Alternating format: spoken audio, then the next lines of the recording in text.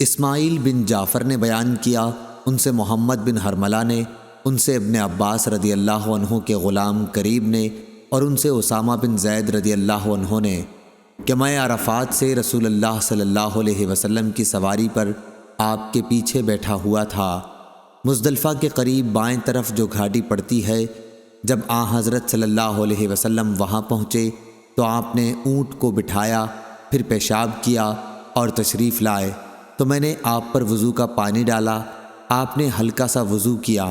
میں نے کہا یا رسول اللہ، اور نماز؟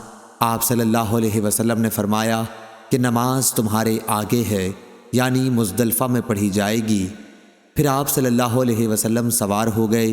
جب مزدلفہ میں آئے تو مغرب اور عشاء کی نماز ملا کر پڑھی۔ پھر مزدلفہ کی صبح یعنی 10ویں تاریخ کو رسول اللہ صلی اللہ علیہ وسلم کی سواری کے پیچھے فضل بن عباس رضی اللہ عنہ سوار ہوئے۔ صحیح بخاری حدیث نمبر 1669۔